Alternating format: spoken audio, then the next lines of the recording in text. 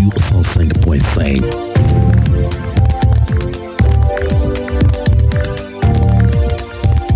Dimanche 3 février 2019, merci pour votre fidélité au rendez-vous politique dominical de Lomé.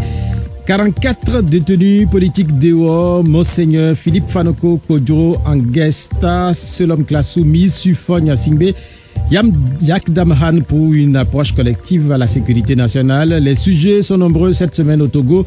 Sans doute que ce dimanche, c'est la joie et peut-être la fête dans de nombreuses familles de prisonniers politiques récemment libérés suite à une nouvelle grâce présidentielle. En un mois, le chef de l'État a usé pour la deuxième fois d'une prérogative à lui conférée par les lois du pays. Aux 454 détenus du début du mois de janvier se sont désormais ajoutés 44 prisonniers, soit un total de 498 personnes libérées. Mais combien ont déjà regagné les cellules ou ont repris à se liguer à nouveau contre les lois du pays? Le respect des lois du Togo, c'est ce que l'archevêque émérite de Lomé a une nouvelle fois professé cette semaine. Monseigneur Philippe Fanoko Kodjo a de nouveau crié sa colère. L'homme de Dieu n'est pas content de l'état actuel de son pays. C'est sans ménagement qu'il a dénoncé les acteurs politiques, rejeté le Parlement, critiqué la CEDEAO et lancé de pressants appels au pouvoir en place. Tout le reste n'est qu'agitation et tapage stérile, dira plus tard le ministre Gilbert Bahara. Le « je t'aime moi non plus » continue entre Monseigneur et celui qu'il appelle affectueusement son fils. Avec Monseigneur Philippe Fanoko Kodjo, le Togo est-il en train de se trouver une personnalité morale qui a longtemps manqué à la scène politique au Togo? La scène politique nationale, c'est des coups de pied, mais aussi des mains, ajoutons des coups de gueule. En vérité, n'est-ce pas 2020 qui se prépare ainsi? 2020, c'est connu, c'est dans exactement 331 jours. C'est maintenant, puisque le Premier ministre du Togo s'est mué en prophète. Le leader actuel va gagner en 2020 et continuer le travail Martel Selom Klassou, nommé récemment par Fanya Singbe. Le Premier ministre n'est-il pas simplement logique avec lui-même? Mais en vérité, 2020, c'est encore loin et à unir un résultat des dernières législatives résiste au temps. La victoire du nouvel engagement togolais à Bassa continue de faire réagir l'ancien président de l'Assemblée nationale. Abbas Bonfo a conseillé cette semaine à Djeri Tama rien que le silence. Ce conseil va-t-il être entendu? Pas si sûr. Le député féru des nouvelles technologies de la communication a fait, après la pédagogie politique de la semaine dernière, de la pédagogie économique. Le franc CFA, parlons-en, c'est le titre. Loin de cette agitation autour du franc CFA, la sérénité de l'ancien président de Côte d'Ivoire, Laurent Gbagbo, est dehors. C'est le président par intérim du Parti des Togolais, Nathaniel Olympio, qui est notre invité. Les numéros de l'émission sont 96 50 34 37 et 70 43 09 70. Bogakou Doyo est à la technique. Nathaniel Olympio, bonjour. Bonjour. Comment vous allez? Très bien, merci. C'est la première avec vous cette année? Et ce ne sera pas la dernière. Non, je l'espère bien. Je l'espère.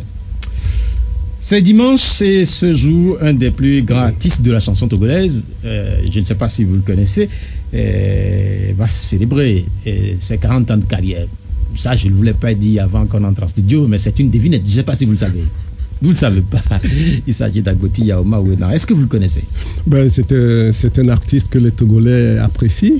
Et donc, il faut saluer ses 40 ans de carrière. Et on lui souhaite encore de continuer ce qu'il fait et qui plaît à certains Togolais. Quand on parle de musique au Togo, très souvent les Togolais aiment écouter ce qui vient d'ailleurs, notamment de la Côte d'Ivoire ou encore de la République démocratique du Congo ou du Congo. Et vous, particulièrement, quel genre de musique vous aimez? Moi, j'ai toujours été très marqué par une voix très féminine et très sensuelle qui nous a quittés il y a quelque temps déjà, Bella Bello, qui est une chanteuse qui a bercé un peu mon adolescence. Et c'est l'une des chanteuses que j'ai toujours gardée au fond de moi-même. Sa mélodie était comme une berceuse. Et donc, c'est ma référence principale. Aujourd'hui, il y a beaucoup d'acteurs, beaucoup d'artistes qui font des musiques très appréciées par la jeunesse et par les Togolais. Il faut les encourager. Quand on parle de Bella Bello, sans doute que c'est l'une des artistes les plus connues du Togo. Ses chansons sont reprises d'ailleurs. Il n'y a pas très longtemps, on a écouté Angélique Kidjo la reprendre à Paris devant une parterre de chefs d'État. Des artistes du Togo sont célébrés à l'extérieur. des footballeurs du Togo sont célébrés à l'extérieur, des hommes de lettres du Togo sont célébrés à l'extérieur, y compris des journalistes, mais ils sont très peu connus, très peu célébrés et très peu adulés dans leur propre pays. À quoi cela est dû? Oh, ça c'est une question politique que vous cachez derrière des artistes, des intellectuels, des footballeurs, donc tous ceux qui portent quelque part le drapeau togolais haut. Et il est dommage, c'est vrai que la reconnaissance ne puisse pas partir de chez soi, mais ce sont des aspects sur lesquels il faut travailler davantage pour valoriser la compétence et le savoir-faire des jeunes Togolais, et surtout pour encourager et promouvoir ce qui peut être porté non seulement dans toutes les contrées de notre pays, mais au-delà des frontières du pays, et ainsi mettre en lumière tout le savoir-faire et toute la compétence dont regorge notre pays. Valoriser les artistes de leur vivant, mais peut-être aussi après la scène. Mais une question se pose aujourd'hui. Abouti Aomaweda, il est relativement âgé, mais au Togo, on constate que beaucoup qui sont âgés, qu'ils soient sportifs, qu'ils soient tout simplement des artistes, une fois descendus de scène, ils sont devenus très anonymes, ils vivent une période assez difficile. Comment arriver à continuer à valoriser les artistes une fois qu'ils ne sont plus sur scène? Je pense que c'est toute la question de l'accompagnement. Et quand les artistes sont au sommet de leur gloire, c'est vrai qu'il faut qu'il y ait un environnement qui puisse leur permettre de se préparer pour l'après-scène, comme vous dites. Et cet accompagnement-là, ce n'est pas nécessairement et uniquement une démarche personnelle des artistes, mais c'est un environnement qui doit être mis en place et particulièrement conçu par les pouvoirs publics, le ministère de la Culture, pour que tous ceux qui, à un moment ou à un autre, ont fait la fierté du Togo ne se retrouvent pas dans des conditions qui n'honorent pas le pays qu'ils ont porté. Et toutes ces réflexions, de manière plus générale, concernent, je dirais, les talents des jeunes Togolais ou des Togolais de manière générale, qui doivent être promus, qui doivent être protégés, qui doivent même survivre au-delà de leur présence terrestre. Et aujourd'hui, ce n'est pas le cas, vous le soulignez, et ça veut dire qu'il faut s'atteler à faire ce travail également. Le conseil, c'est tout à l'heure au Palais des Congrès de Lomé. Je ne sais pas si vous y serez, puisque vous ne savez pas que cet artiste est en train de célébrer ses 40 ans. C'est tout à l'heure, moi j'y serai, puisque Pyramide FM fait partie des partenaires de ce grand événement-là. Je ne sais pas, la dernière fois que vous avez mis pied au Palais des Congrès, c'était quand? Ça fait quelque temps. Ça fait quelque temps. Il y a une question aussi quand on évoque le Palais des Congrès de Lomé, puisque c'est un lieu de célébration de la culture du Togo dans beaucoup de pays, et nous allons continuer par faire référence à ce qui se fait de mieux ailleurs. Quand vous allez en Côte d'Ivoire, vous avez plein de lieux de célébration, des artistes, des halls de sport. Et au Togo, il n'y a que le Palais des Congrès. Comment résoudre cette question? Ça aussi, c'est une question qui se pose à notre pays. Il n'y a que le Palais des Congrès. Et la culture dans notre pays n'est pas suffisamment portée, n'est pas suffisamment promue et n'est pas suffisamment décentralisée également. Et je parle de la culture, je parle également de tout ce qui est sportif. Et donc, on ne peut pas confiner la culture dans une salle, fût-elle le Palais des Congrès, et en dehors de là, plus rien. Et c'est la proximité des lieux de culture, des habitations, de la jeunesse et de la population qui fait que les talents peuvent s'exprimer à des niveaux relativement proches et évoluer pour s'épanouir dans des dimensions beaucoup plus élargies. Mais quand l'accès au Palais des Congrès, qui n'est pas donné à tout le monde, ne permet donc pas qu'une ouverture de l'espace culturel soit portée à proximité des populations, c'est difficile de voir la culture se développer. Et quand la culture ne se développe pas, c'est, je dirais, toute la raison d'être d'une communauté qui est ainsi étouffée et qui ne s'épanouit pas. Nous devons, de manière absolument urgente et sérieuse, donner un coup de pouce à ce secteur-là. On voit comment les artistes même sont dans des difficultés réalité quotidienne de vie simplement, encore plus difficile de promouvoir leur art au Togo et au-delà du Togo. Tout cela ne permet pas que notre savoir-faire sorte de nos frontières. Vous faites référence à la culture ivoirienne, congolaise, mais les talents ne manquent pas au Togo. Il leur faut simplement un espace d'épanouissement, il leur faut des instruments d'accompagnement, il leur faut simplement être pris à leur juste valeur et que les gens sachent que la culture est un vecteur de développement économique et aussi d'épanouissement d'une communauté. Est-ce que vous voulez dire qu'il faudrait une politique culturelle ou une politique de culture plus raffinée, plus engagée? Aujourd'hui, on cite beaucoup le FESPACO en Côte d'Ivoire. On parle également du Bénin qui, il n'y a pas très longtemps, le 10 janvier dernier, a célébré le Vaudou. D'autres pays africains font de même quand vous allez en Égypte. Au Togo, on est un peu entre les deux. On est un peu, je ne sais pas comment définir ce qui se passe au Togo. C'est vrai qu'il y a les fêtes traditionnelles qui viennent orner le calendrier entre juillet et août et septembre. Mais la culture du Togo, on se perd un peu. Oui, la culture est un pan de notre savoir-faire qui est malheureusement, je dirais, plombé par un manque de vision et qui aujourd'hui est porté par des gens qui y croient et qui y mettent de l'énergie, mais qui ne sont pas accompagnés. Donc, tant que nous n'aurons pas une politique culturelle qui est forgée, qui est dessinée pour véritablement accompagner les artistes, tant que cela n'est pas fait en collaboration avec les artistes, tant que cela n'est pas fait pour que les gens puissent s'épanouir dans leur art et vivre de leur art, eh bien, nous resterons toujours à un niveau que je n'ose pas qualifier d'artisanal, parce qu'aujourd'hui, la culture, c'est une industrie. Au Togo, nous n'avons pas d'industrie de culture. Nous n'avons pas ce potentiel que les pouvoirs publics peuvent mettre en œuvre pour que les talents s'épanouissent et soient portés à l'extérieur de nos frontières.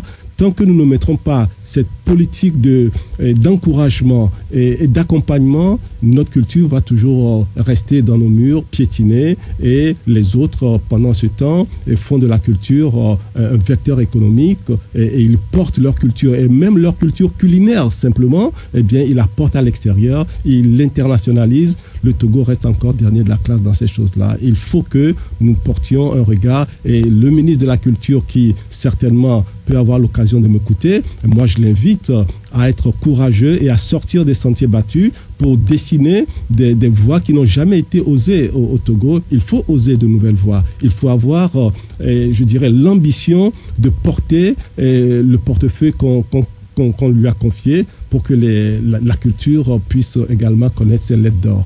Est-ce que c'est une question du ministre ?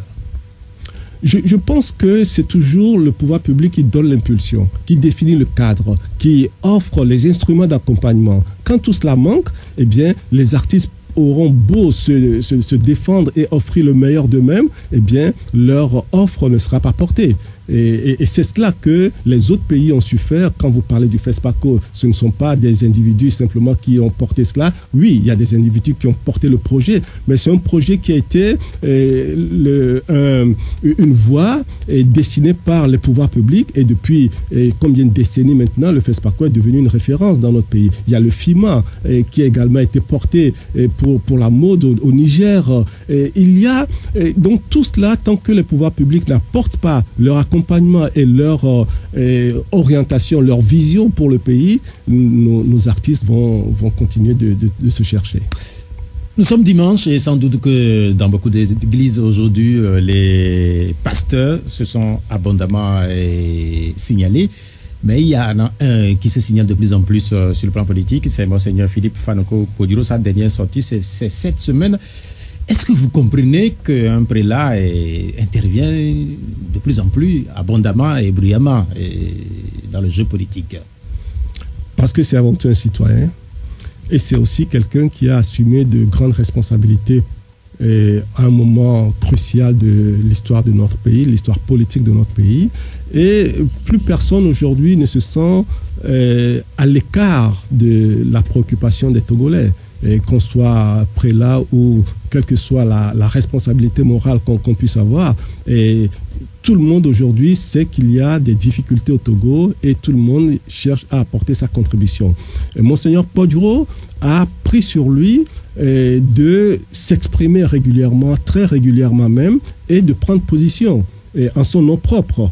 Et d'ailleurs, je pense que dans sa dernière sortie, il a interpellé d'autres institutions pour qu'ils puissent également être plus actifs dans leur contribution à la recherche de sortie de crise, de solutions de sortie de crise. Donc, Monseigneur Poduro, il est dans son rôle de citoyen, il est dans son rôle d'autorité morale également, parce qu'il connaît les acteurs politiques, il connaît l'espace politique togolais et les propos qu'il tient, les conseils qu'il donne, les recommandations qu'il fait, eh bien, sont des choses que nous devons regarder avec beaucoup d'attention.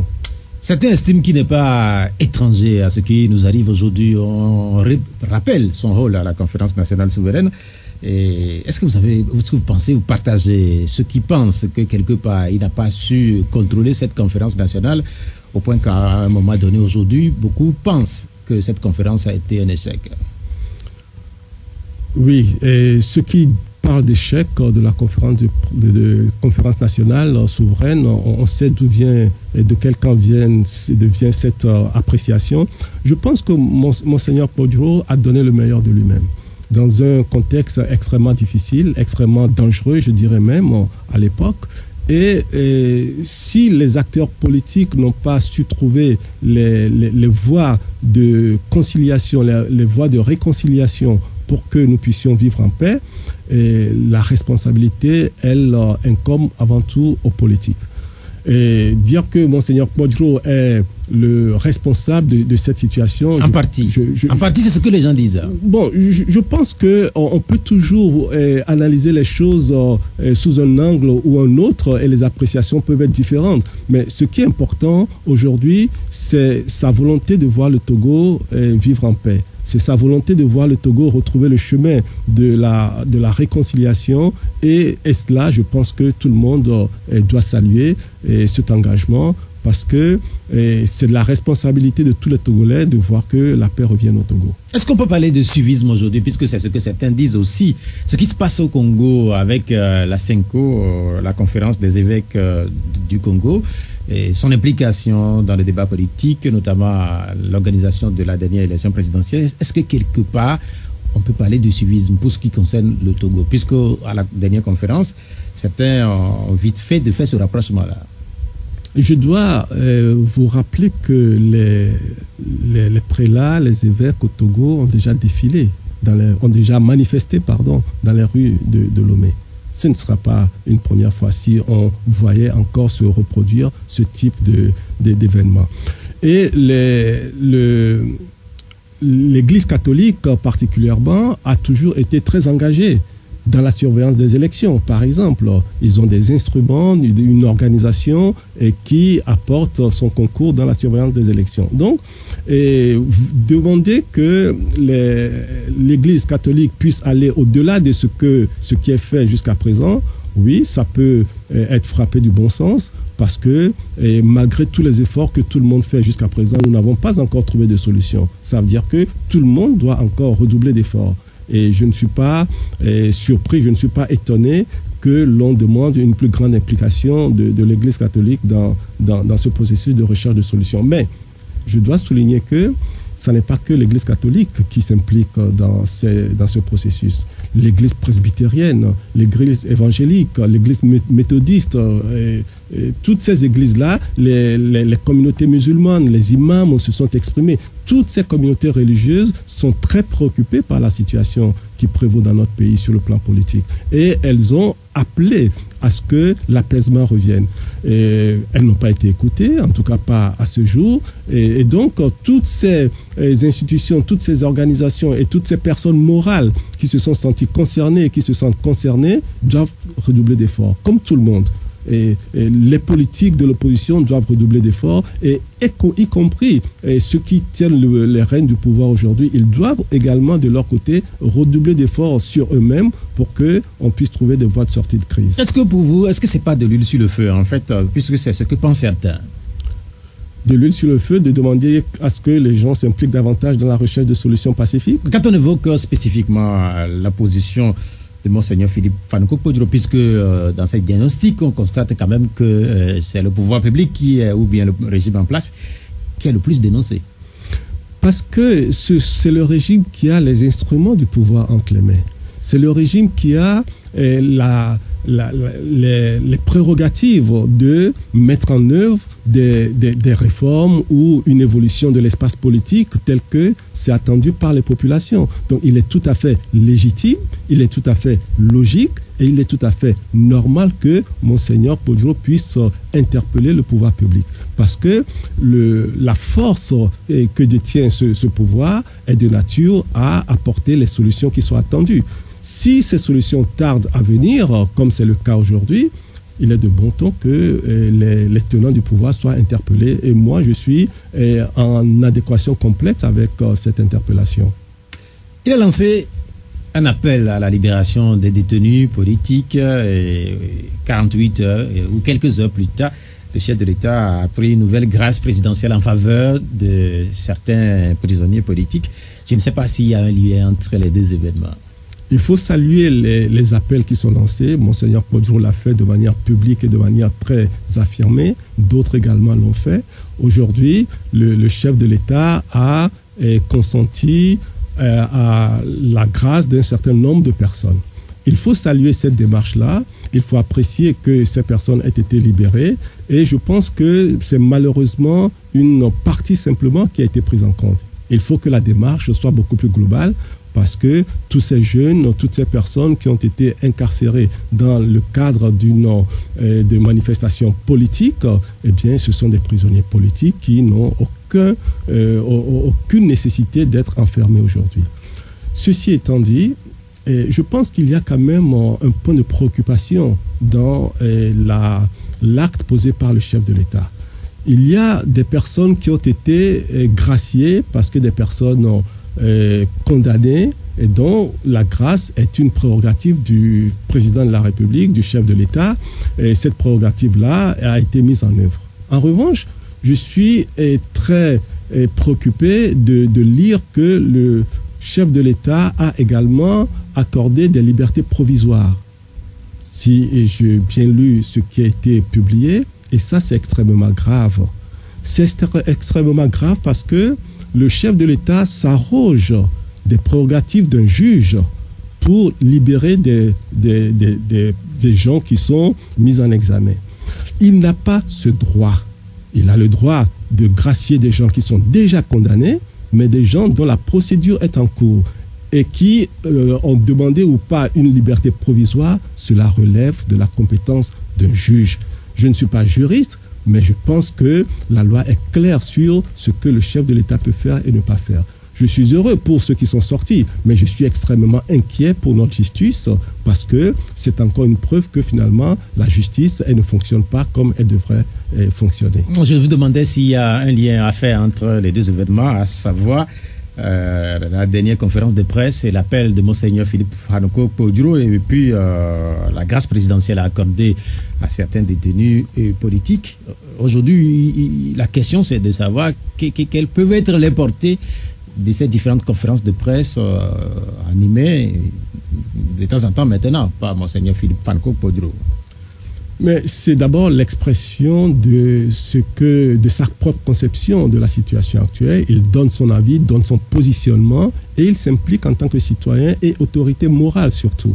Donc, les propos qu'il peut tenir sont des propos importants qu'il faut prendre à leur juste valeur. Le faire régulièrement, cela traduit aussi quelque part l'insatisfaction de Monseigneur quant à l'évolution de la situation politique. S'il se sent obligé de sortir de sa retraite, et mérité d'ailleurs pour s'exprimer périodiquement sur la situation politique, c'est que à ses yeux les choses n'avancent pas et il a bien raison, de mon point de vue, d'intervenir régulièrement dans l'espace public pour donner sa position de notre situation. Est-ce que cela se justifie?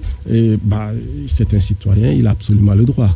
Est-ce que cela peut contribuer a fait avancer éventuellement les choses. Oui, et c'est de nature, en tout état de cause, à interpeller les gens qui sont concernés, les gens qui sont responsables politiques et qui sont acteurs dans la recherche des solutions. Oui, ça les interpelle et ça interpelle tous les citoyens.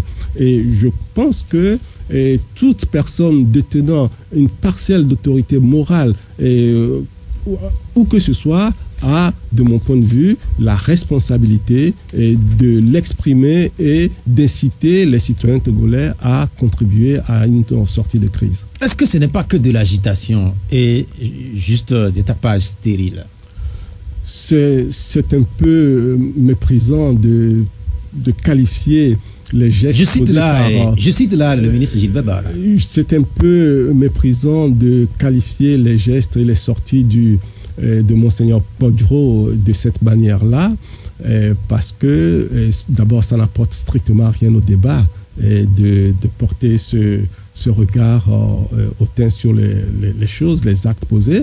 Et je pense que nous sommes dans un pays où nous perdons beaucoup de repères, nous perdons beaucoup l'échelle de valeur, nous perdons beaucoup la relativisation des choses et les qualifications, les qualificatifs que nous attribuons aux actes posés par les uns et par les autres sont de nature à améliorer les situations ou à les rendre encore plus difficiles. Et moi, si j'avais été responsable politique, il y a du pouvoir, eh bien, il y a des positions que je ne prendrai jamais. Il y a des propos que je ne tiendrai pas parce que la première responsabilité d'un homme politique qui est aux affaires, c'est de respecter les citoyens. Et parfois, cela manque à certains d'entre nous. Quand vous parlez de respect, est-ce que ce n'est pas aussi togolais? Ce qui se passe là?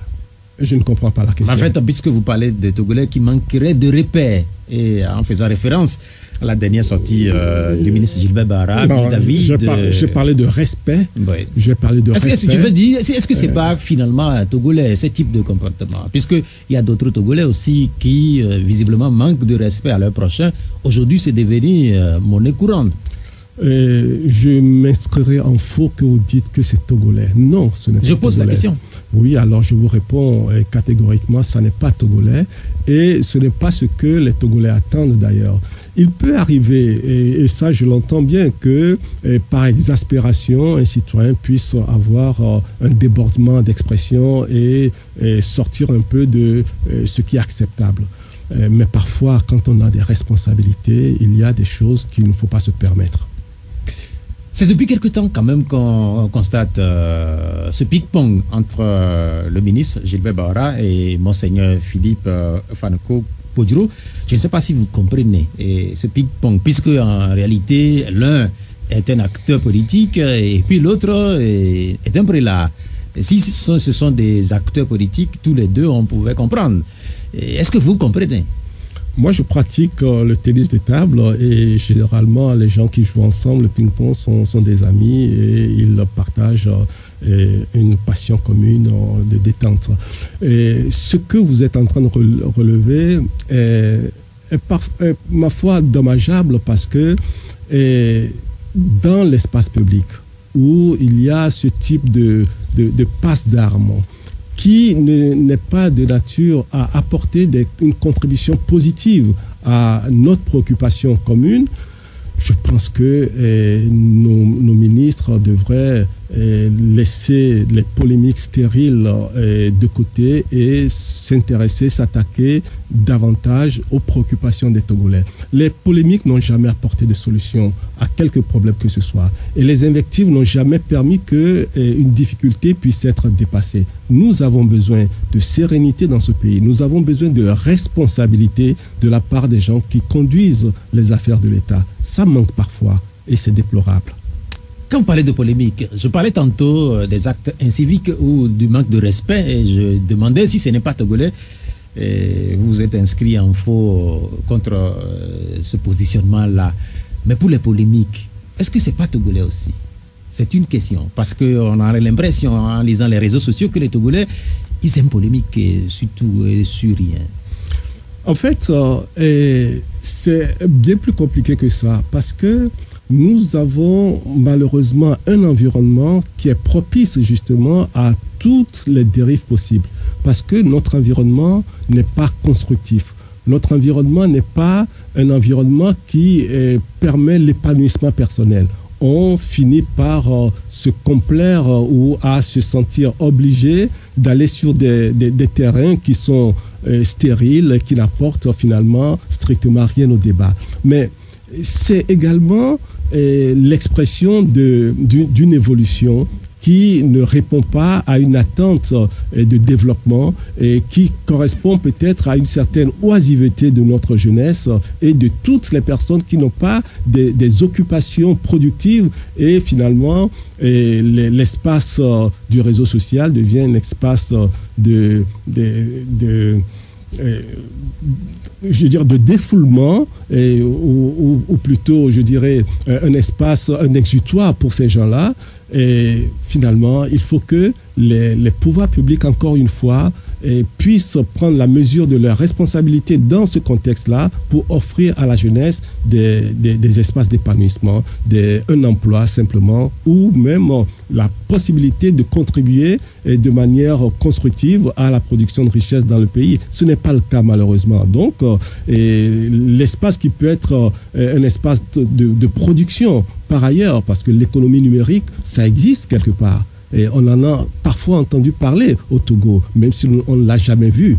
Et donc, si cet instrument aujourd'hui moderne à notre disposition n'est pas exploité à bon escient, ne soyons pas surpris que nous y voyons des choses qui n'apprécient pas appréciées. Oui, ça, vous faites allusion aux nouvelles technologies. Mais avant les nouvelles technologies, les Togolais polémiquaient déjà. Ils faisaient la même chose sous les arbres. Ils faisaient la même chose au carrefour des rues. Ils parlaient des autres. Les Togolais aiment parler de son prochain, de chercher à comprendre ce qu'il fait. Pourquoi est-ce qu'il est riche, et pourquoi est-ce qu'il est beau, pourquoi est-ce qu'il est laid, tout ça. Comment arriver à réorienter autrement le Togolais? Est-ce que ce n'est pas une question beaucoup plus structurelle que ça? Non, c'est simplement, de mon point de vue, purement conjoncturel. Donner de l'occupation aux gens. Donner aux gens des espaces d'épanouissement. Ils s'intéresseront à des choses productives. Mais si vous les laissez dans l'oisiveté, eh bien, ils s'occuperont autant qu'ils peuvent dans l'émotion au lieu d'être dans la raison. Et il faut que nous prenions, et j'aimerais bien que les constats que vous faites, voire les analyses que vous êtes en train de faire, que les pouvoirs publics prennent la chose avec le même regard, la même préoccupation, et trouvent des solutions qui permettent que finalement le savoir-faire ou toute l'énergie dont dispose la jeunesse puisse être orientée dans des axes de production de richesse, plutôt que de les laisser divaguer au petit bonheur la chance et produire des choses finalement que vous êtes en train de déplorer. Et la responsabilité des pouvoirs publics, elle est grande. Je rappelle que nous sommes au D12 de Pyramide FM et que notre invité, c'est Nathaniel Olympio. Il est le président par intérim du parti des Togolais. Cette émission que vous écoutez dans une dizaine de minutes va vous donner la possibilité d'intervenir. Et puis, ça se fait sur 2 numéros, 96 50 34 37 et puis 70 43 09 70. Nous évoquions tantôt Monseigneur Philippe Fanoko Koduro et son appel à la libération des détenus. Je rappelle que c'est un appel que vous aviez lancé, vous, au niveau de la coalition des 14 depuis quelque temps. Vous aviez même marché à propos de cette libération. Finalement, le chef de l'État a cédé à une de ces demandes. Est-ce que ce n'est pas un leader qui écoute? Faure Gnassingbé.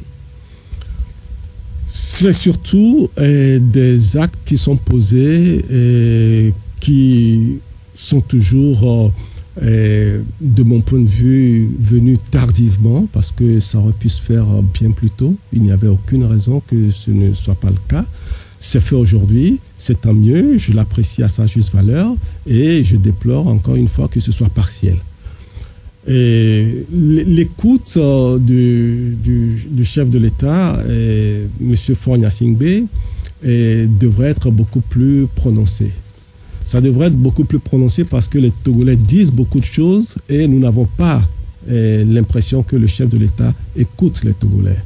Et nous n'avons pas l'impression que les préoccupations des Togolais sont aujourd'hui prises avec considération et traitées avec diligence. Loin s'en faut. Bien au contraire, et on a une réaction et un traitement qui est infligé aux Togolais qui sont très loin de ce que l'on attend d'un responsable, d'un dirigeant d'un pays.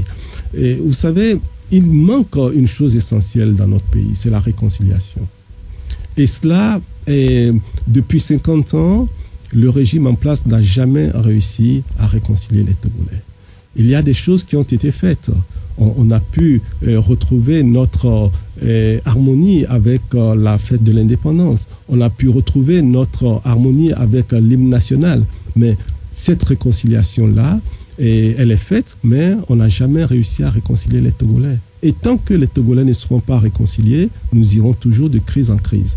Et c'est le nœud de tout ce qui se passe au Togo. Il faut qu'à un moment ou à un autre, nous arrivions à créer l'espace de réconciliation qui remette les Togolais ensemble.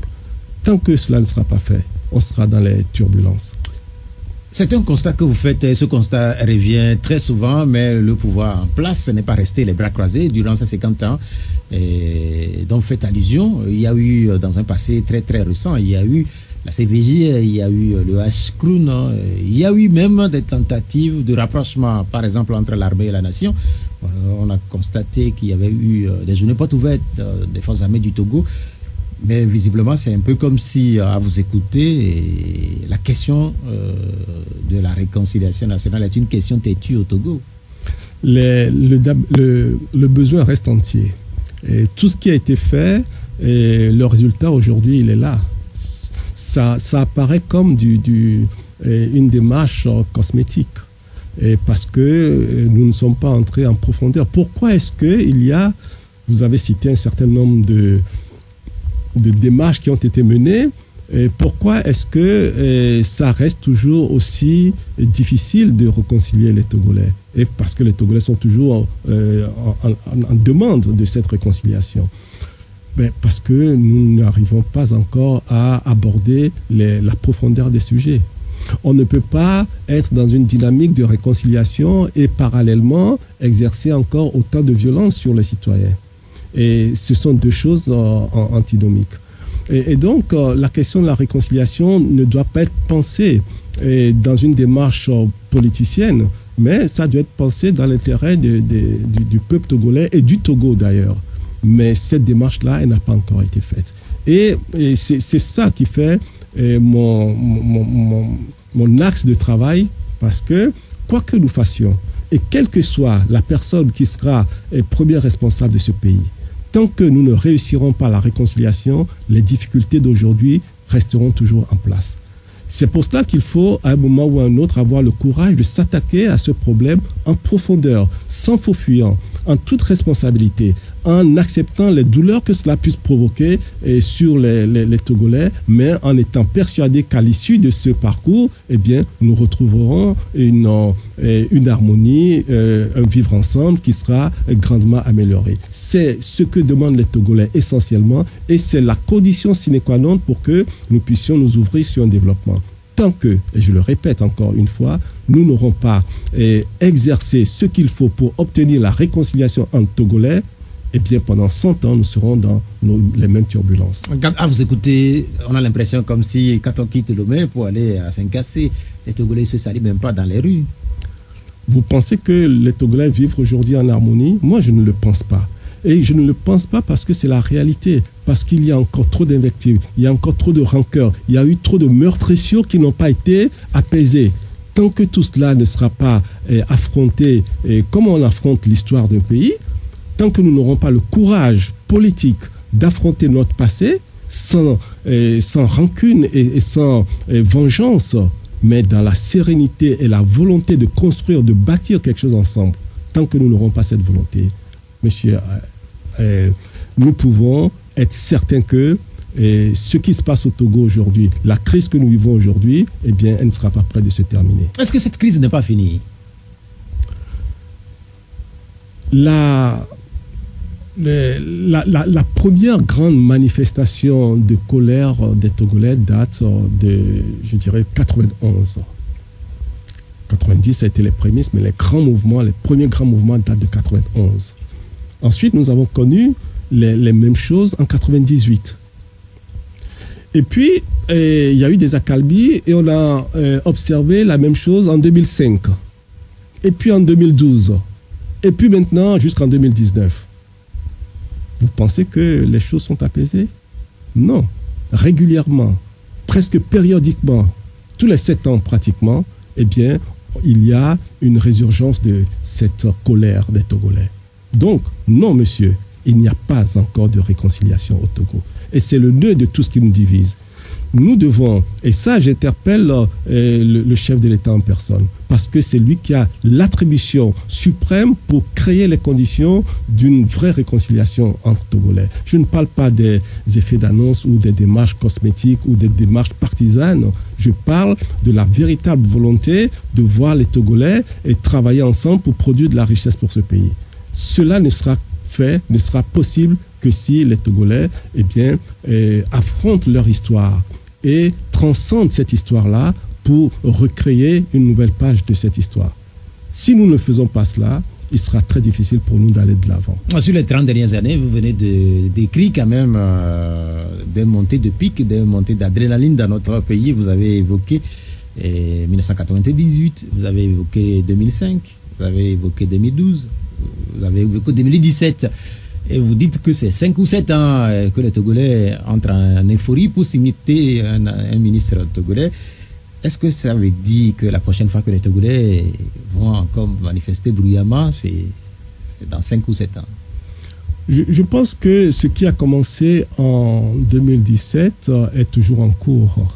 Et 2017 d'ailleurs a été une particularité parce que ça s'est produit un peu plus tôt que ce qu'on a observé jusqu'à présent. Parce que c'était, après 2012, c'était pratiquement 5 presque 6 ans. Et cette résurgence est toujours d'actualité. Elle n'a pas pris fin. Et donc, personne ne sait comment cela va évoluer. Il faut espérer que l'orientation qui sera donnée à cette crise en cours permettra de trouver des solutions. Mais si une solution n'est pas trouvée, et personne ne sait comment l'évolution se produira parce que ce que nous avons observé depuis 2017 au Togo est unique. C'est nouveau. On n'avait jamais vu cela. Cette ampleur de mobilisation dans cette durée avec une coalition qui a réussi contre vents et marées à tenir en place. Tout cela, ce sont des éléments nouveaux sur l'échiquier politique. Donc, personne ne peut présager de demain ce qui adviendra. Et il faut donc qu'on soit suffisamment responsable, il faut qu'on soit serein dans la lecture des événements pour anticiper et éviter des situations difficiles à notre pays. Mais dans certains milieux du pouvoir, on estime qu'on n'aura plus jamais un 17 août au Togo. Donc, ça veut dire que dans certains milieux, on est sûr de ce qui peut se passer encore demain dans notre pays. En 2019, il y aura un 17 août. En 2020, il y aura un 17 août. Chaque année qui viendra aura la date du 17 août. Mais ce que je veux dire, c'est que tant que les peuples n'auront pas la paix et n'auront pas, je dirais, ce qu'ils attendent, ils exprimeront toujours leur mécontentement. Ils exprimeront toujours leur désapprobation de ce qui se fait. Si nous ne voulons pas que le peuple se dresse sur le chemin du régime, du gouvernement, il faut simplement que ce peuple obtienne ce qu'il attend. Tant qu'il ne l'aura pas, eh bien, il le revendiquera. C'est le propre des peuples, c'est, je dirais, ce qui fonde l'existence même des communautés. Revendiquer et se battre pour ce à quoi on aspire. Dans un instant, les auditeurs vont intervenir, mais cette dernière question, nous avons évoqué abondamment Monseigneur Philippe Fanouko-Koduro dans cette émission, dans sa demande ou dans son appel. Et il demandait aussi la libération de Folis Ativi, puisque je crois ce nom a été cité, mais également de Pacha Gnassingbé. Et puis, on sait que d'autres acteurs restent en prison. Est-ce que vous pensez que Folis Gnassingbé finira par céder à cette demande en libérant les prisonniers qui restent en détention? Mais c'est le bon sens qui commande cela. Ce n'est pas une question de céder. C'est une question d'aller dans le bon sens des choses. Et il n'y a pas de raison que ces gens soient maintenus en prison. De la même manière qu'il a décidé de gracier certains, eh bien, pourquoi faire une dichotomie? Pourquoi faire une différence entre les différents prisonniers politiques? Ils ont tous le droit à la liberté parce qu'on aurait même dû jamais confisquer leur liberté. J'espère que cela interviendra le plus rapidement possible pour ces jeunes et pour contribution à l'apaisement dans le pays. 2 numéros pour pouvoir participer à cette émission, 70 43 09 70 et puis 96 50 34 37, c'est sur Pyramide FM. Notre invité du jour, c'est Nathaniel Olympio.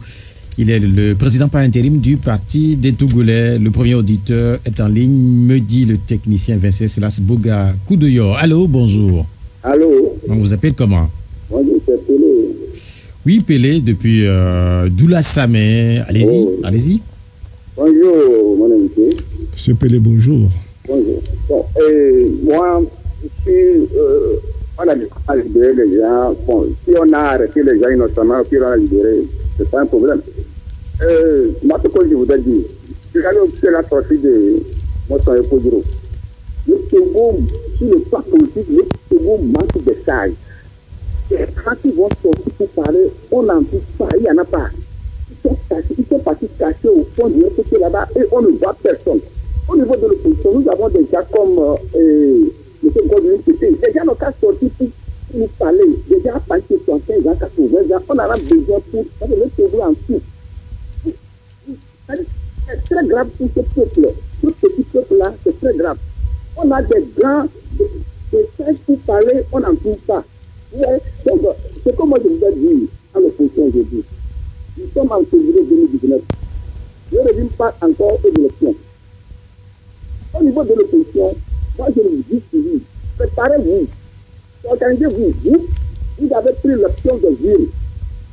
Moi je vous fais comprendre que ce régime n'est pas arrivé au pouvoir par les urnes. Donc pour lui, pour organiser une élection transparente, ce que vous faites, c'est le FPC qui va vous organiser une élection transparente avant que vous allez aller à cette élection, vous comprenez.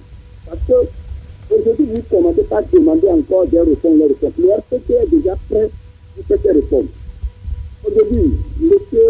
Nathaniel Olympio, depuis 19 août jusqu'à aujourd'hui, le président s'est engagé dans une liste jusqu'à arriver ici. Est-ce que dans tout ce passé-là, quelle est la petite erreur que le président a fait et que vous pouvez nous expliquer un peu l'alternative? Bien, merci pour votre intervention. C'est une longue intervention. Sur la dernière partie de cette intervention concernant les erreurs éventuelles ou l'erreur qui vous est fatale, en fait, je ne sais pas si c'est cette erreur vous est fatale. Quelle est cette erreur-là?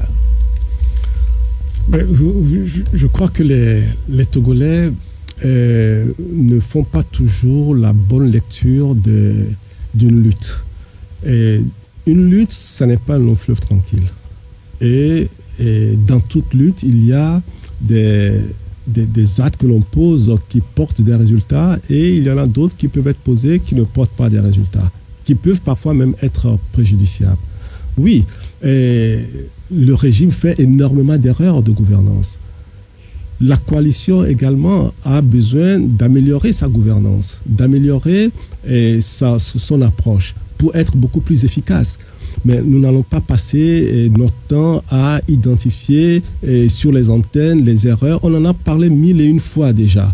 Donc moi, ce qui m'intéresse aujourd'hui, c'est que nous puissions nous mettre dans une dynamique qui nous permet d'avoir une plus grande efficacité.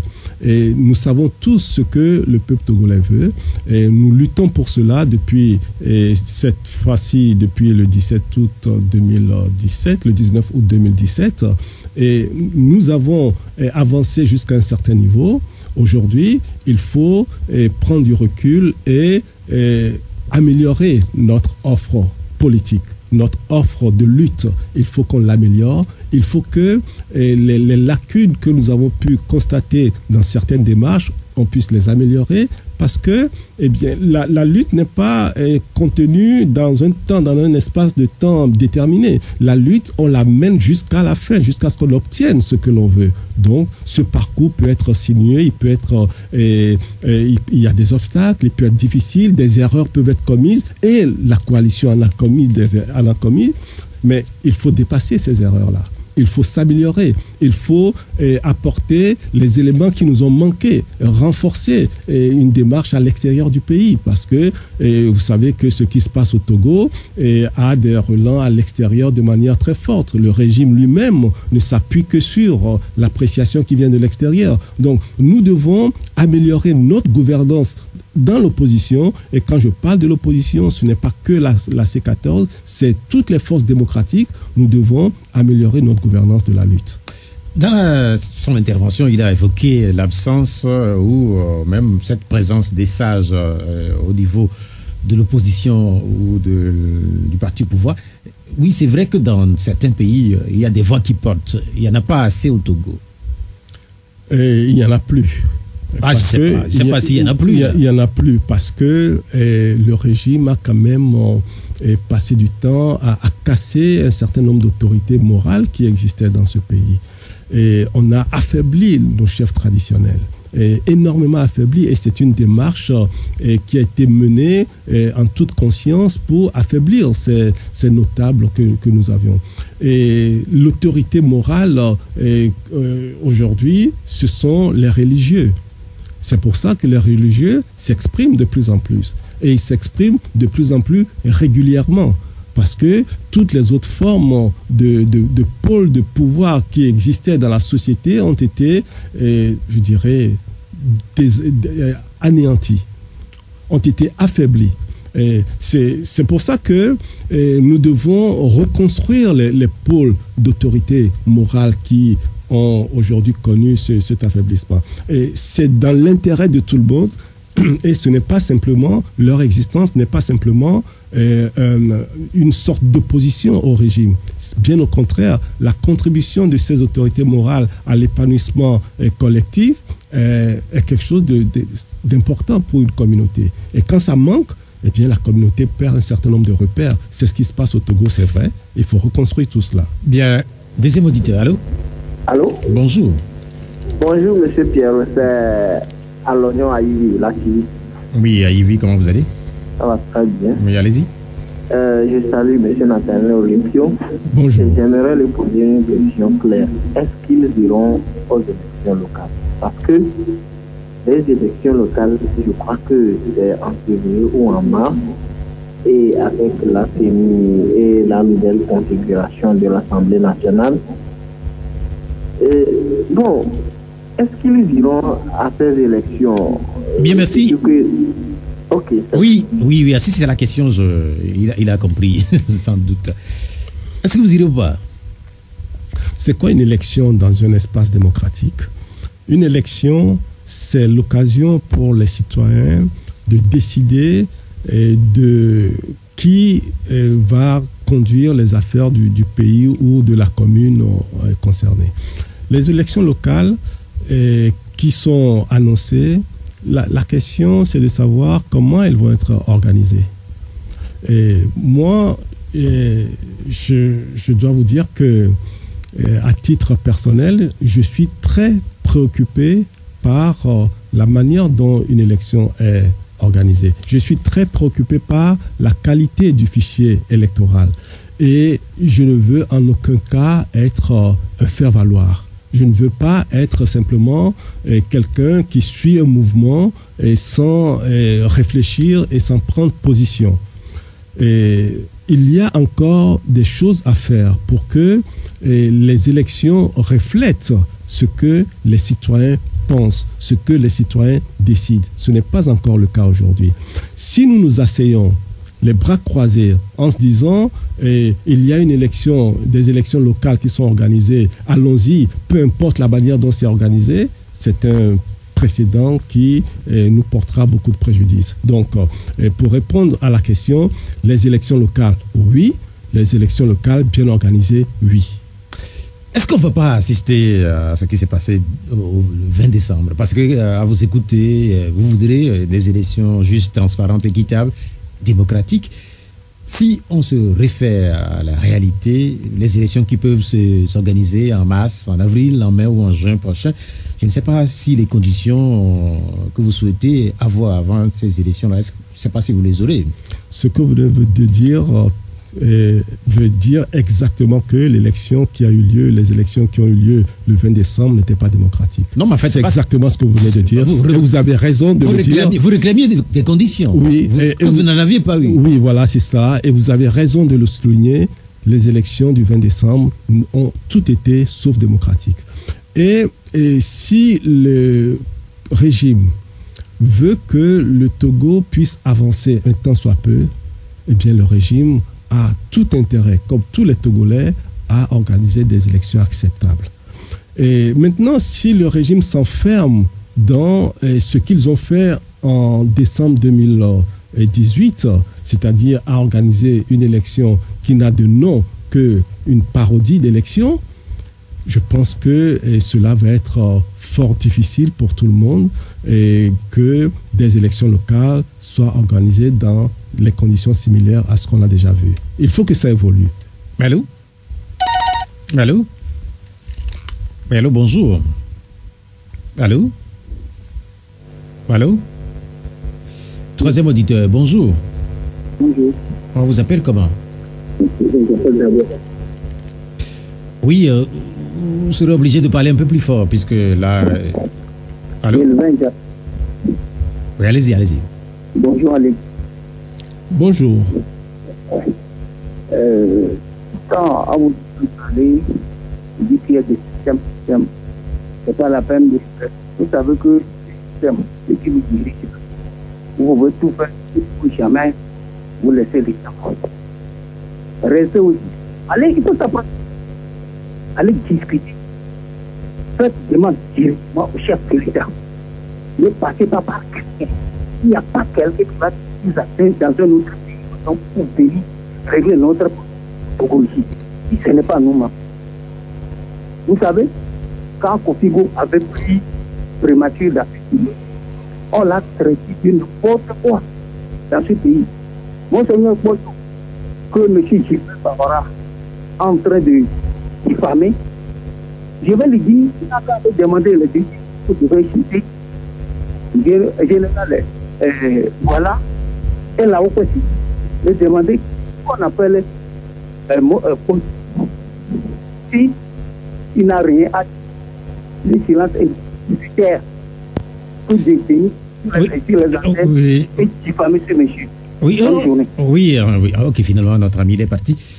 Ce que je retiens en début de son intervention, c'est l'appel qu'il vous lance à discuter directement avec le chef de l'État. En fait, je crois avoir entendu quand même cette partie-là.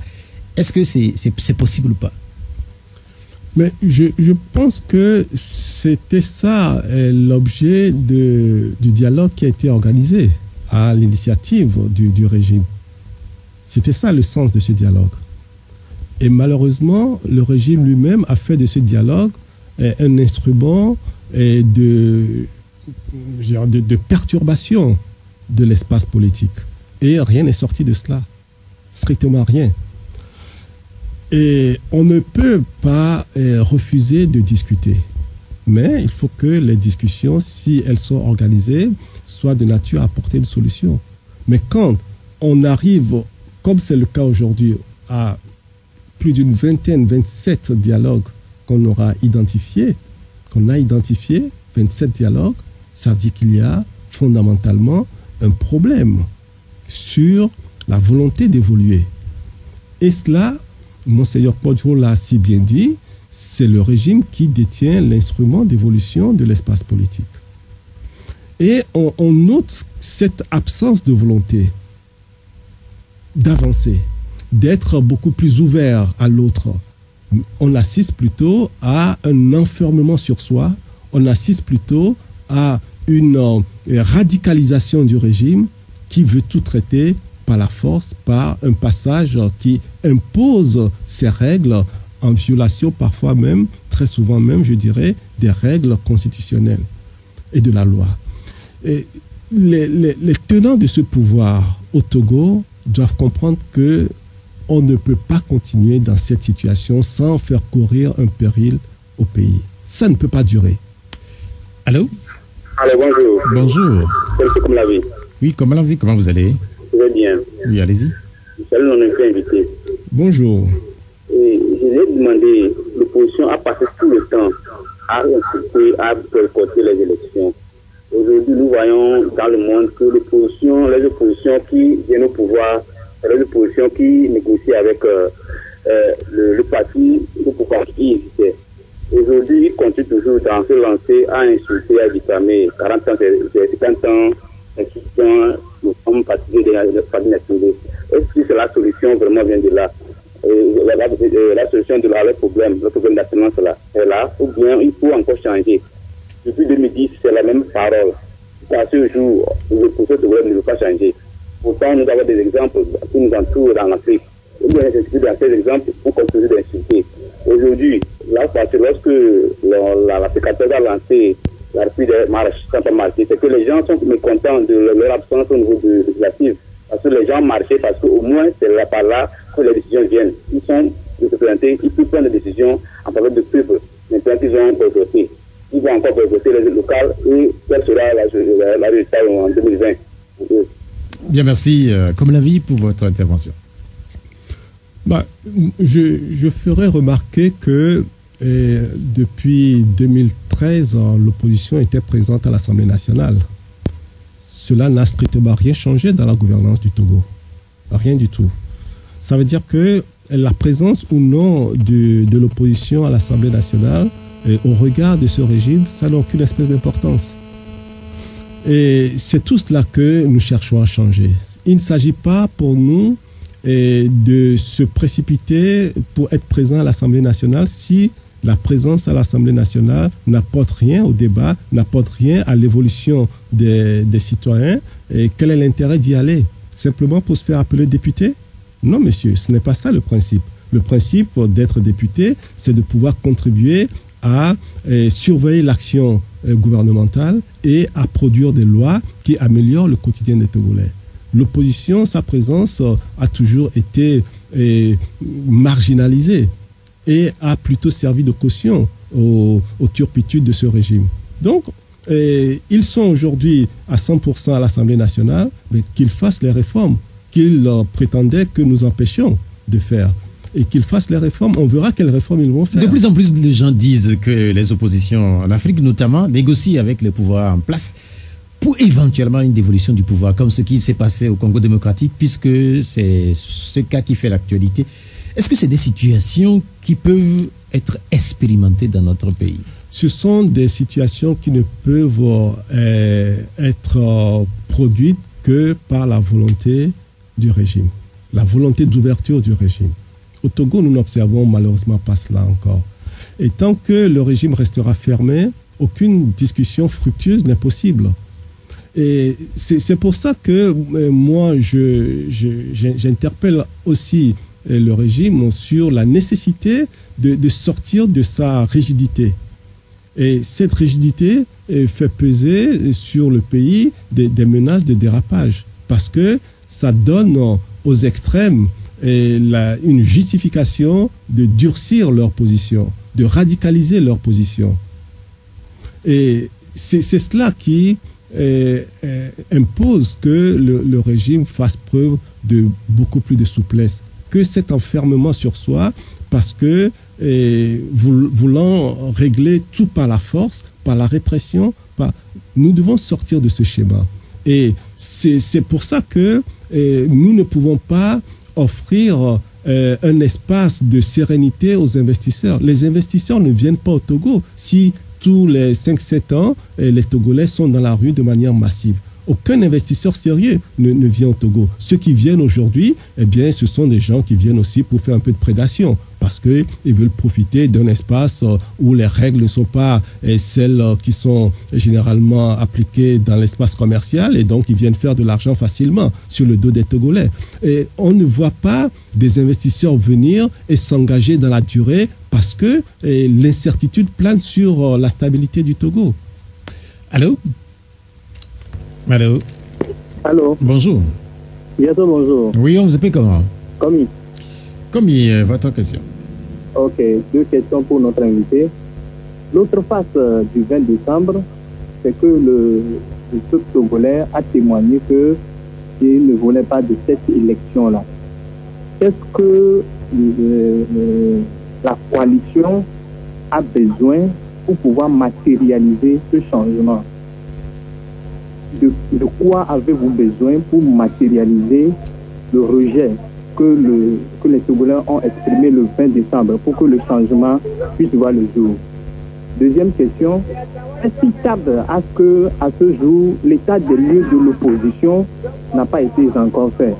La dernière fois, le prélat Podro a démontré une face pour le fait que chacun de vous veut aller directement dans le fauteuil présidentiel et ne veut en aucun moment laisser la place à l'autre pour pouvoir porter le changement. Et après, vous allez vous discuter en interne. Quelles sont les alternatives que vous nous proposez pour 2020? Merci. Bien, merci. Komi. Réaction? Et il pose la question de savoir comment la coalition compte matérialiser le refus de la population de participer aux élections du 20 décembre. Et d'abord, il faut encore une fois féliciter les Togolais pour cette posture que les Togolais ont adoptée et qui peut-être quelque part a évité beaucoup de drames aux Togolais quand on voit la mobilisation des forces de sécurité et de défense qui avait été faite jusqu'au rappel des retraités dans l'armée. Et donc, il faut saluer les Togolais, il faut les féliciter d'avoir su éviter ces moments douloureux. Ceci étant dit, le comportement que les Togolais ont eu a marqué encore, si besoin en était, sa volonté de voir les choses se dérouler différemment au Togo, en matière d'élection particulièrement. Et transformer cette expression en réussite palpable et concrète, eh bien, c'est justement le défi que non pas la coalition, mais toutes les forces démocratiques doivent relever. C'est-à-dire transformer tout cet engagement des Togolais, toute cette adhésion des Togolais à la lutte, transformer cela en résultat concret. C'est là que notre génie créateur doit également s'exprimer pour avoir plus d'efficacité, pour avoir plus de résultats, pour porter une attention encore plus particulière aux aspects, aux dimensions que nous avons quelque peu négligées, j'utilise ce terme-là, ou en tout cas que nous n'avons pas suffisamment exploité. Et il faut que nous soyons beaucoup plus efficaces. Le terreau de la volonté de voir les choses changer, il est là. Et tous les constats sont faits, les Togolais l'ont démontré à suffisance. À nous, responsables politiques, à nous, responsables de la société civile et à nous, responsables de la diaspora, eh bien, nous devons œuvrer pour renforcer notre efficacité, pour transformer les essais et pour obtenir des résultats concrets. Tout cela est encore possible. La deuxième partie de la question de l'auditeur concerne l'état des lieux de l'opposition. C'est vrai que c'est une question qui revient à chaque fois. Et moi, je dois dire que les Togolais et l'état des lieux de l'opposition, l'opposition togolaise a compris qu'elle a commis dans le passé un certain nombre d'actes qui n'ont pas favorisé la lutte. C'est pour ça que cette fois-ci, vous voyez, tous les partis, en tout cas les 14 partis d'opposition sont ensemble. Ce n'est pas quelque chose de facile du tout, je peux vous l'assurer aujourd'hui. C'est extrêmement difficile d'être 14 partis et de travailler ensemble et de réussir à tenir dans la durée. Est-ce que vous êtes en co-14? Est-ce que vous êtes en co-14? Puisque cette question aussi, elle s'oppose. Je n'ai jamais appris que nous n'étions plus 14, vous m'informez. Non, mais en fait, la question du MCD, c'est le MCD de Tiassona Traoré. Oui, c'est vrai qu'il y a eu un certain nombre de déclarations dans la presse, mais je peux vous dire fondamentalement qu'au sein de la coalition, le MCD n'a jamais été l'objet de sortie de la coalition. En tout cas, aucun acte n'a été posé dans ce sens-là, ni de la part de la coalition, ni de la part du MCD. Donc, tout le reste, ce sont des choses qui se déroulent dans les médias. Est-ce que vous voulez dire que vous vous réunissez encore avec la présence, avec Maître Traoré Tiassona? Il vient encore à vos réunions? Mais le parti MCD, comme un certain nombre de partis, peuvent être présents ou ne pas être présents à un moment ou à un autre. C'est arrivé à tous les partis d'être présents à un moment donné ou de ne pas l'être. Mais ce qui est, je dirais, nécessaire de retenir aujourd'hui, c'est que la coalition n'a jamais pris une disposition excluant qui que ce soit, et le MCD, je le répète, n'a posé aucun acte s'excluant de la coalition. Donc, si dans les médias, on a pu lire ci ou ça reste des informations. Mais moi, je crois avoir lu une interview de Maître Kassona disant qu'il n'est plus avec vous. Je n'ai pas eu connaissance au sein de la coalition qu'un acte a été posé dans ce sens-là, ni de la part de la coalition, ni de la part du MCD. Ok, alors on continue.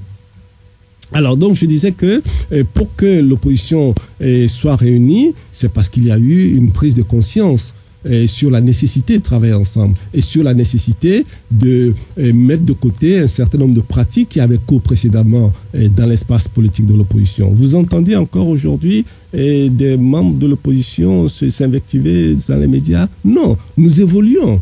Ça ne veut pas dire qu'il n'y a pas de difficultés à travailler ensemble. Il y a des difficultés, mais nous devons les transcender, on doit les affronter et on doit aller de l'avant.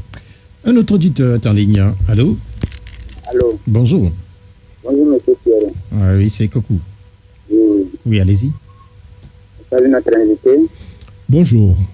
Je voudrais poser deux questions. La première, monsieur Nathaniel Olympique. Chaque fois, lorsqu'on parle de la conférence nationale du CEDO, on parle des chefs que la conférence a eu son échec et on a souvent tendance à attribuer cet échec à Monseigneur Philippe Postodo. Et je dirais que de 91 jusqu'à ce jour, ceux qui ne sont pas à l'âge mature lors de cette conférence auront à l'esprit que M. Monseigneur Podro est le malheur, est la cause du malheur du CEDO. Or, on sait, nous qui avons vécu la conférence, et qui étions là au moment de la conférence, et avons suivi tout ce que ce monsieur a suivi de la part du régime, on sait que ce monsieur a eu beaucoup de choses, a fait beaucoup de choses pour ce pays, et que c'est le régime qui n'a pas voulu que les choses changent. Et aujourd'hui, ceux qui sont journalistes aujourd'hui, on a souvent tendance à dire les journalistes doivent faire la part des choses, et dire de ce côté et parler de l'autre côté aussi. Mais nos journalistes aujourd'hui, on parle d'un seul côté, c'est ce monsieur est le malheur du CEDO.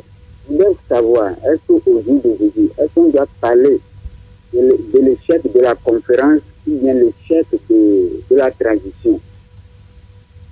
Secondo, au sein de la coalition, le journaliste vous a demandé cette fois-ci le cas de M. Kassona, vous avez développé et argumenté. Je voudrais savoir, est-ce que M. Sibé Akiso qui déchaîne tout ce que le monsieur a dit, c'est comme si la personne n'est pas au sein de la coalition. Il a dit des choses, il allait dire que lors du dialogue, les voyages qui s'effectuaient à travers Conakry et Accra, avec qu'il y a des dessous de table et que les gens auraient perçu quelque chose. Est-ce que tous ces propos-là donnent la sonorité au sein du groupe et va permettre la mobilisation dont vous avez souhaité que les choses soient mobilisées? Cette déclaration, est-ce que ça peut permettre ce que vous voulez? Bien, merci. Mais merci beaucoup pour votre intervention. On l'a noté et notre invité va réagir. Alors, il a dit beaucoup de choses. J'ai retenu quelques points. Est-ce que la transition, est-ce que nous avons fondamentalement l'échec de la transition ou de la conférence nationale? Je pense qu'aujourd'hui, il faut se tourner vers l'avenir. Et l'avenir, aujourd'hui, ce sont des questions sur comment les Togolais vont avoir un mieux-être, une meilleure vie, une cohésion nationale et une réconciliation. Ce sont les préoccupations du moment. Et ce qui s'est passé il y a 30 ans, laissons les historiens revenir là-dessus et nous faire un travail scientifique pour situer tous ceux qui n'ont pas pu être présents à ce moment-là. Et M. Kokou a également évoqué les interventions de M. Fulbert Atisso.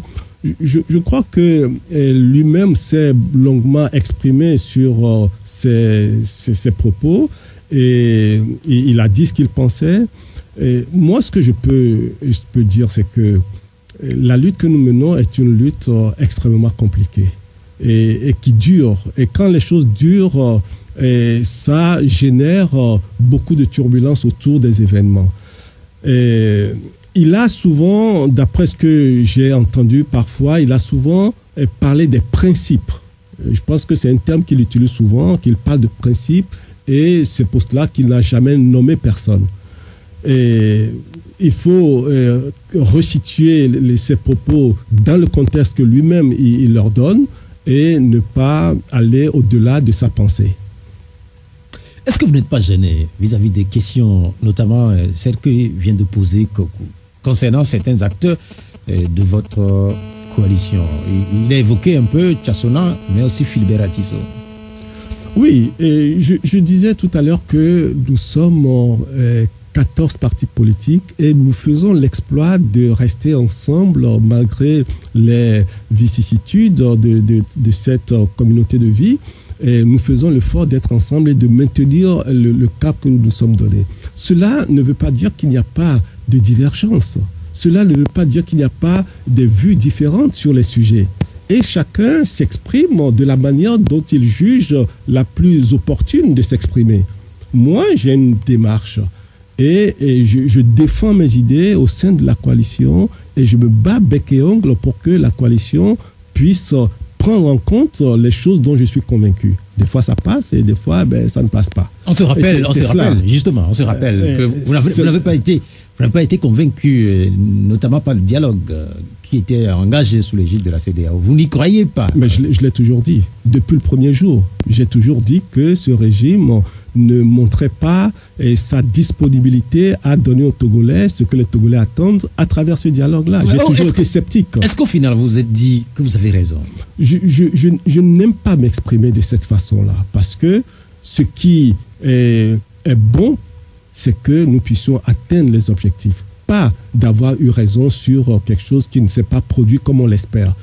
Ma préoccupation, c'est que nous puissions tirer les bons enseignements de ce parcours que nous avons eu à travers ce dialogue pour réajuster notre gouvernance dans des forces démocratiques afin de renforcer notre capacité de production de résultats, notre efficacité. C'est ça qui est important.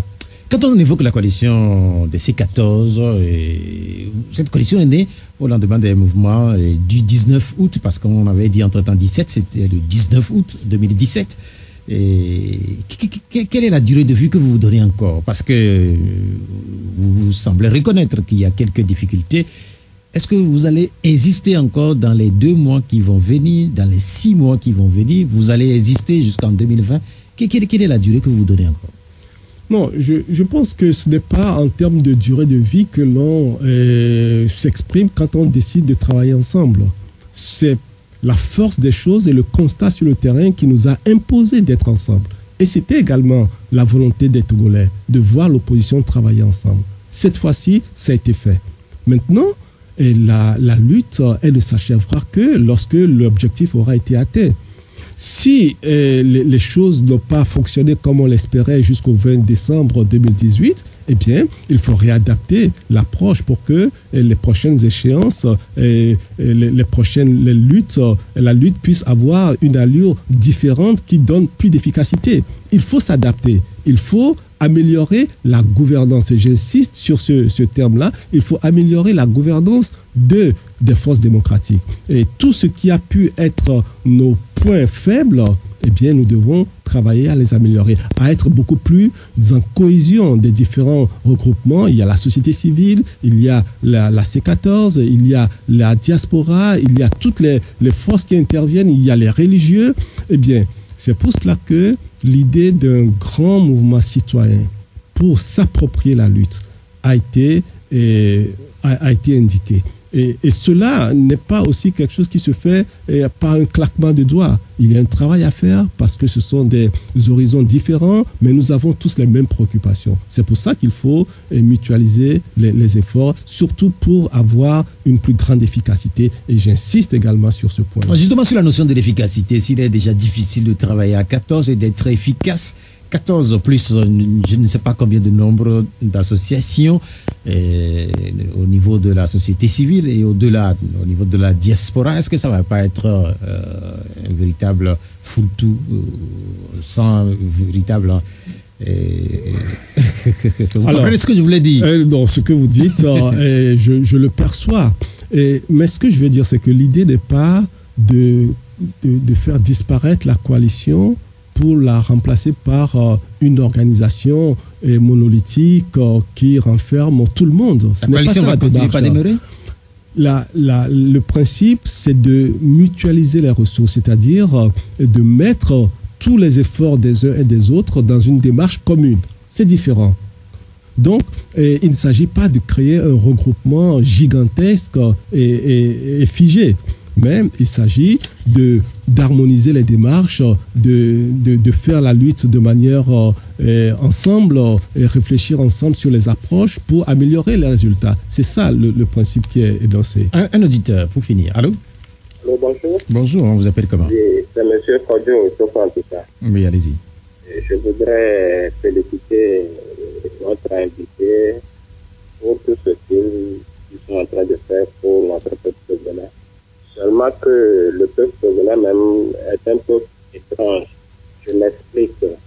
Avant que le CSC a été formé, tout le monde avait critiqué l'ANC qu'ils avaient dit que sans réforme, pas d'élection. Et l'ANC avait compris qu'il ne faut pas qu'on boycotte les élections et il s'est présenté pour ces élections. Il y avait plusieurs journalistes qui avaient critiqué l'ANC. Pourquoi ils sont allés aux élections alors qu'ils parlaient de réforme. Cette fois-ci, l'ANC a dit qu'il a compris le peuple qu'il ne va plus répéter les mêmes erreurs. Maintenant, les journalistes qui avaient critiqué l'ANC avant, aujourd'hui, ils se lèvent et disent que pourquoi la C14 a boycotté les élections. Le peuple togolais est un peuple étrange. Je voudrais poser une question à notre invité. Cette question, je l'avais posée à Mme Adamago lorsqu'elle disait que nous allons faire tout possible pour empêcher les élections. Je lui avais demandé si ces élections tenaient, comment est-ce que la CENI va être composée pour les élections à venir. Je demande à notre invité de nous éclaircir sur ce point. Merci beaucoup. Bien, merci. Merci des félicitations que vous donnez. Vous avez posé une question bien précise et je m'en vais vous donner une réponse tout aussi précise. La loi telle qu'elle existe aujourd'hui indique que la CENI doit être composée de partis parlementaires et de partis extra-parlementaires. La C14 aujourd'hui n'est pas à l'Assemblée nationale. Mais ce qu'il faut aussi noter, c'est que la C14 est aujourd'hui l'un des protagonistes de la crise que vit le Togo. Et donc, toute démarche de sortie de crise doit tenir compte de la coalition. Donc, il s'agira de trouver la solution qui nous fera sortir de la crise.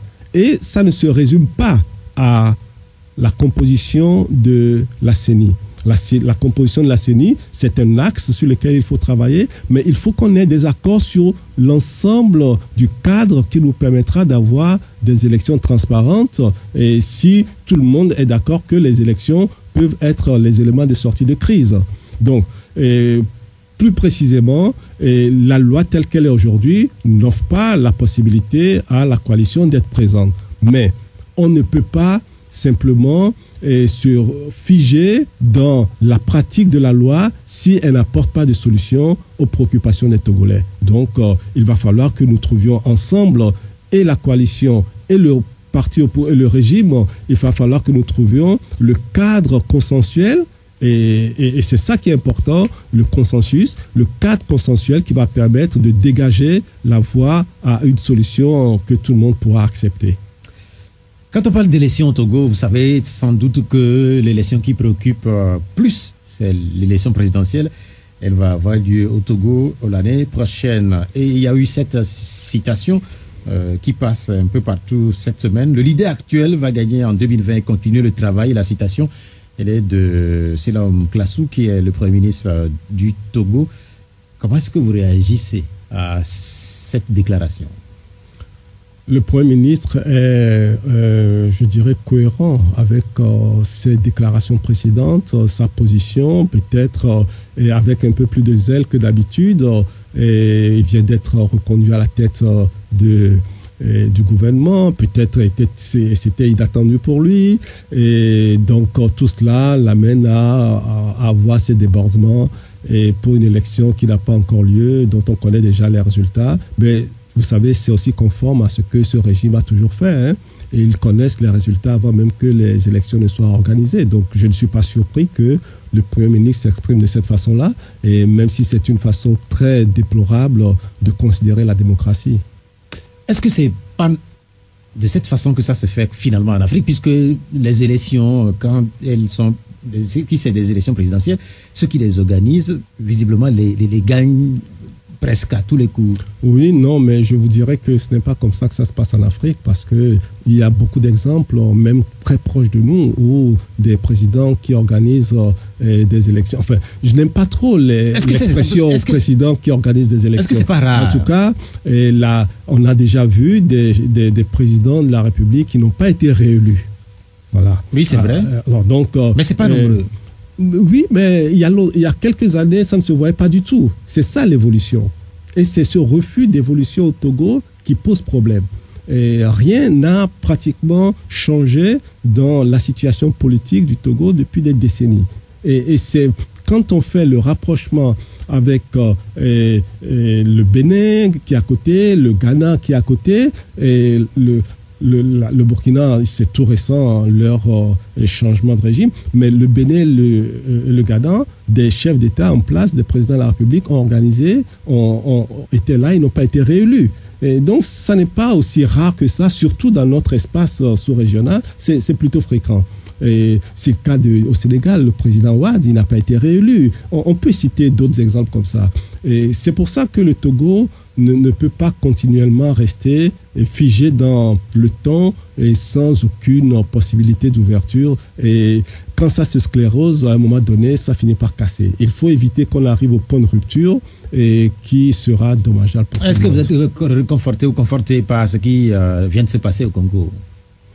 Je pense car un opposant accède à la magistrature suprême. Oui, je pense que les gens n'y croyaient plus. Et ça s'est produit, il faut s'en féliciter, même si les conditions n'ont pas été appréciées par tout le monde, même s'il y a des contestations, et c'est toujours déplorable qu'il y ait des contestations, mais on a quand même assisté à une passation de charges de manière pacifique, et ça c'est ce vers quoi il faut aller, ce changement à la tête de l'État sans qu'il y ait des grandes turbulences dans le pays. Quand on évoque l'actualité ces dernières heures, on doit sans doute parler de la Côte d'Ivoire, puisque l'ancien président ivoirien Laurent Gbagbo est finalement libre, mais sous certaines conditions. Vous saluez cette libération? De la même manière que j'ai apprécié les jeunes Togolais qui ont été libérés, oui, et quand un prisonnier recouvre la liberté, c'est toujours une bonne chose. Et le cas du président Gbagbo est un cas très symbolique pour toute l'Afrique, très symptomatique également. Et donc tous les Africains suivaient ça avec beaucoup d'attention. Et bien sûr que je suis ravi de constater qu'il est sorti presque lavé de tout soupçon, même si la procédure continue. Et quand on est accusé de crimes contre l'humanité et qu'on obtient derrière une liberté provisoire, ça veut dire que le dossier d'accusation présente beaucoup de faiblesses. Il a eu mieux puisqu'il a été acquitté. Il y a 2 semaines, il avait été acquitté. Oui, mais aujourd'hui, il est en liberté provisoire. Donc, c'est de ça que je parle. Et quelque part, ça nous donne quand même beaucoup à réfléchir sur la capacité de nos États à prendre en charge des procès importants. Et malheureusement, je pense que lorsque la CPI, par exemple, intervient et que c'est dû au fait que le pays en question n'a pas la capacité ou la volonté politique de procéder à un jugement, eh bien, si c'est des cas d'incapacité, eh bien, il faut que ce pays puisse être accompagné pour que sa justice puisse à l'avenir faire face à ce type de procès. Merci d'être venu, Nathaniel Olympio. Je rappelle que vous êtes le président par intérim du Parti des Togolais. Mais il faut quand même retenir quelque chose de cette émission. Ce que moi je retiens, c'est quand même cette dernière phrase de l'auditeur Kodjo. Le peuple togolais est un peuple étrange. Cette émission, elle s'achève. Merci beaucoup, Vincent Slasboga Koudoyo, d'être resté à la technique. Je suis Pierrot Atioubé. À dimanche. Au revoir. Vous venez de suivre un